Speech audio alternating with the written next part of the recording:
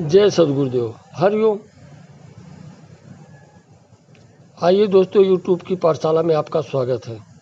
होली के इस पावन पर्व पर आप सबको होली की हार्दिक शुभकामना। आपका जीवन रंगों जैसा महकता रहे। रंगों जैसा महकता रहे मतलब आज के जो रंग आ रहे हैं ना होली खेलने के लिए, वो सब सेंटेड है। बहुत अच्छी सुगंध है। आप भी होली खेलो, नहीं खेल पाए हो तो फिर से खेलो, बहुत मज़ा आता है।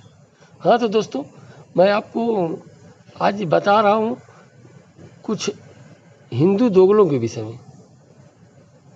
हमने आज 10, 12, 14 साल से देखा कि लोगों के पास एक सूत्री कार्यक्रम था, हिंदू संतों को गाली देना।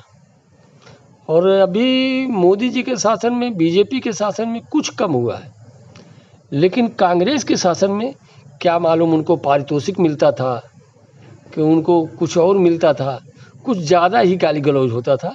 लेकिन अभी थोड़ा कम हुआ है।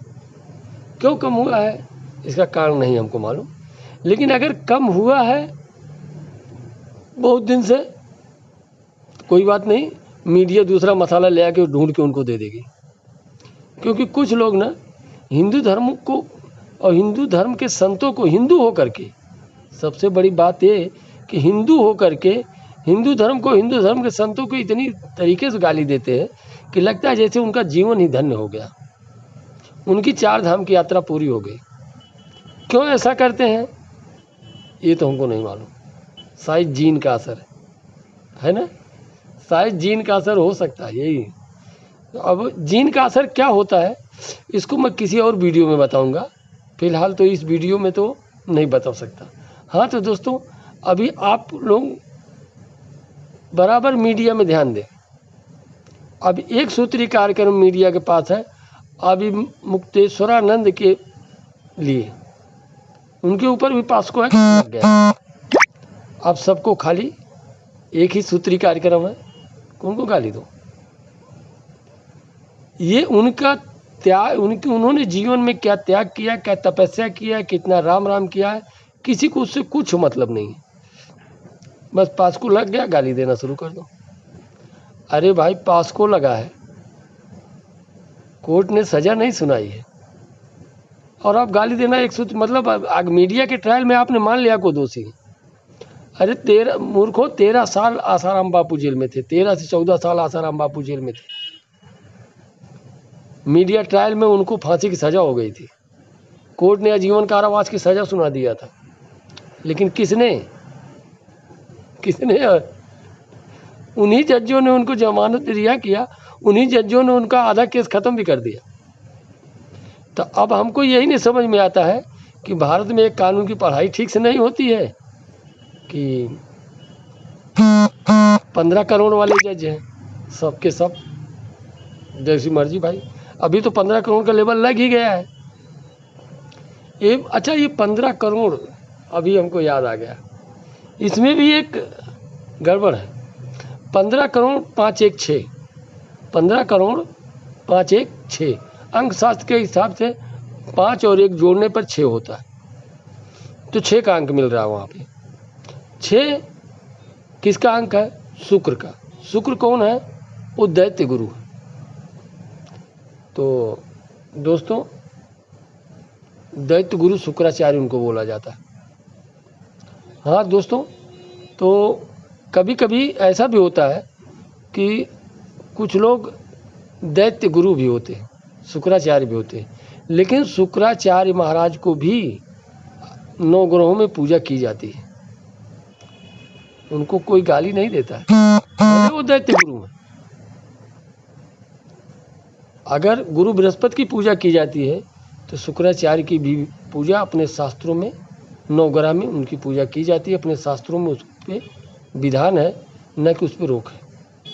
तो दोस्तों, अगर हम ये जानते हुए भी अपने शास्त्रों के माध्यम से तो कि शुक्राचार्य दैत्य गुरु हैं, फिर भी उनकी पूजा करते हैं, तो कम से कम हम आप तो आदमी हैं, हम आप तो इतने विद्वान हैं नहीं, तो हम आप तो कम से कम किसी संत को गाली न दें। ठीक है, संत ने अगर गलती किया है तो उसकी सजा उसको कोर्ट देगा, कुछ भी करेगा, लेकिन उससे हमको क्या करना है? हम क्यों गाली दें संत को? हम अगर किसी को गाली देते हैं तो उससे हमारी ज़बान खराब होती है। हम अगर किसी की बुराई करते हैं तो उससे हमारी ज़बान खराब होती है। तो हमारा इस समय हिंदू समाज से, एक जात से नहीं, पूरे हिंदू समाज से करबद्ध प्रार्थना है, कृपा करके आप लोग हिंदू धर्म की लाज रखो और हिंदू संत को गाली देना बंद कर दो। वो संत सही है कि गलत है, आप उससे मतलब मत रखो। आप दक्षिणा मत दो, आप उनके मंदिर में नहीं जाओ, उनके मठ में नहीं जाओ, उनका बहिष्कार करो, लेकिन खुद से गाली मत दो। क्योंकि अगर वो उस लेवल पर पहुँचे हैं तो उसके पीछे एक कड़ी मेहनत भी है। ऐसे कोई शंकराचार्य या मठाधीश के पोस्ट पर नहीं पहुंच जाता है, उसके लिए उनको जीवन में कड़ा मेहनत करना पड़ता है।